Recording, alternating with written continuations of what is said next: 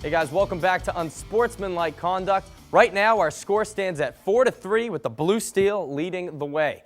Much like the NBA, there are questions surrounding the Western Conference playoff hunt in the NHL. Right now, the 7 and 8 seeds are occupied by Nashville and Chicago, but only 3 points separate the 4 and 7 seeds. At season's end, who sneaks into the final spots in the West? Coming over here, Megan, you're starting this one off. Well, things are about to get educational right now, so I'm just going to say quack, quack, my friend. The Anaheim Ducks with the stable defense unit. Great mix of forwards. Corey Perry with his phenomenal season so far. Bobby Ryan, I don't know if you know who he is, but he's 9th in the league for goals.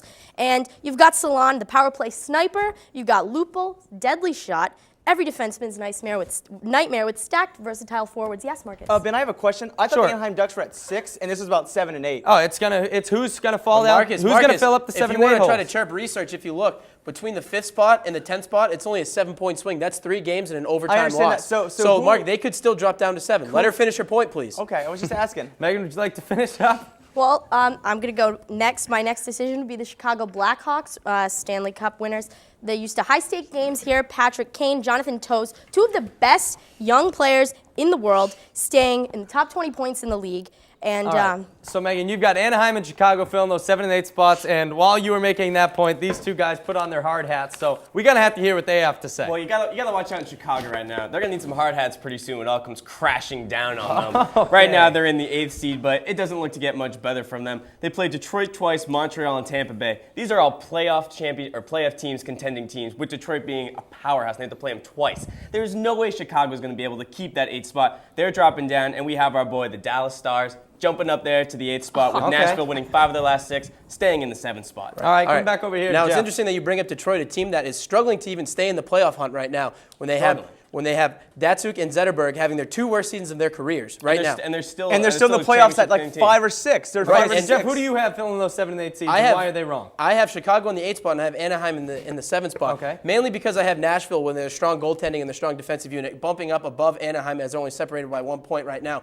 And Chicago's going to stay in the 8th spot because if you look at Chicago, they're always primed for a late run into the postseason. Because if you look at them last year, they played their best hockey at the end, and it took them all the way to the Stanley Cup with Patrick Kane and Jonathan Toews right there leading the charge. Okay, If you go Marcus? back, you're looking at Dallas right now. I'm just saying, look at the teams they're playing. They play Colorado twice, eliminated from the playoffs. Columbus and Minnesota aren't in the playoffs either. The Chicago might play some good hockey at the end of the season, but look at their schedule compared to everybody else. Look at the Blackhawks schedule. They have 6 games left, 3 at home, 3 away. 4 of those 6 teams are above 500 and highly contested playoff teams right now. And you have to go play the Detroit Red Wings at home and away. You know, they could split that, so now they're 1-1. And, you know, you can easily lose to those other 3 teams that they have to go against. You know, you can't overlook Montreal or Tampa Bay, who's 5 and 6 in the East. We're not saying Chicago's not good. We're just saying look at the other schedules. It makes it a lot easier. But hold on, guys. We're going to wrap up the point. These guys think that schedule is too tough for Chicago, but they are the defending champs, so will they run out of steam? I think they won't. It's all about momentum. Chicago is going to make a push at the end there, even with that tough schedule. So the point's going to come over here to the Green Liners, and once again, it's going to come down to our final topic.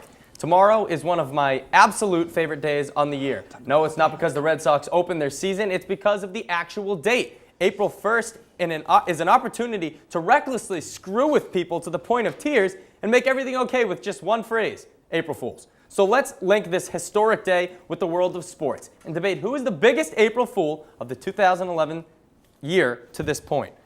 Who's taking this topic? I think we're coming over here to Jeff. I'm going to take this one, Ben. And for me, the biggest April Fool so far of 2011 is Jabba Chamberlain.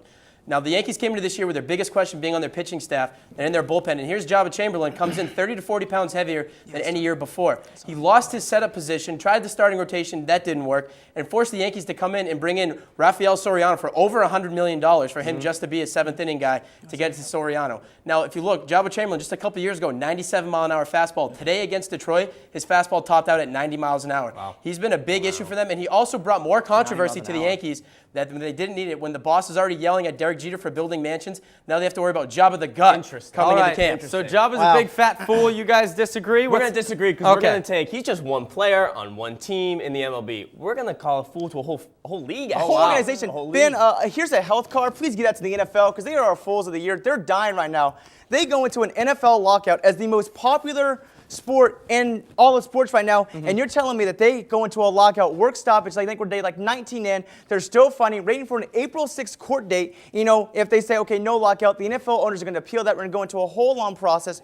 Lawyers are involved. It's getting ugly. We're seeing Twitter fights back and forth. No one's actually talking, and you're talking about the most dominant sport, practically going down the tube like every other sport. When they go into an NFL lockout, the sports lose a lot of popularity. Come over here and see the NFL season doesn't open up until when? End of September and October. Yeah. So we still have But you're forgetting about training camp, you know, OTA. So we still have training camp. Coaches, Okay, so training camp's going to start in what? In August? But or- the fact is but that you what I'm can't saying talk is, Marcus, about Marcus. we're talking right now. And there's still all this time for them to figure this out. The They draft's have still 2 going to years to happen figure it regardless out, of the Jeff. collective bargaining agreement. They've Hold known on, this Marcus. point Let is him finish his point. I'll come back to you. So what I'm saying Don't is, get sick. You're not getting the health card back. yeah, exactly. They still have the draft, which they're going to have regardless, and the league's not going to start up back operations until August at the earliest for training camp. So mind you, I'm sure these players aren't sitting around at home. I mean, you have Chad Ochocinco, who's already going out to play soccer to keep in shape. What I'm saying is, right now, I feel like the baseball season is happening right now. One of the teams that has the highest payroll in all of baseball, and one of the guys that has one of the most important roles on their And you team. just had Chad Okay, Payton, Austin, Terry hold on. Stacey. Austin think- hold on. Austin thinks it doesn't matter. Franchise in baseball, you push them to the side. We'll talk about the NFL.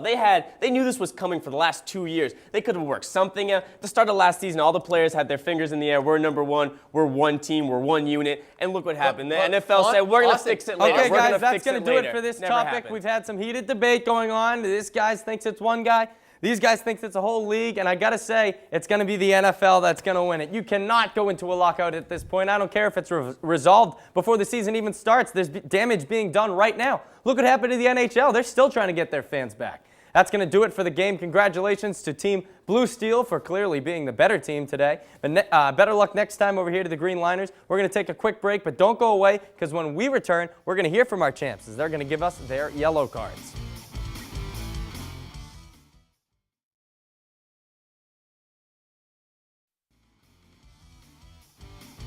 Guys, I'm vocally tapped, so let's hear from the winners. You guys did some yapping today, came out on top. We're going to head to our wild cards. We're going to start with Austin. Austin, what do you want to chirp about here?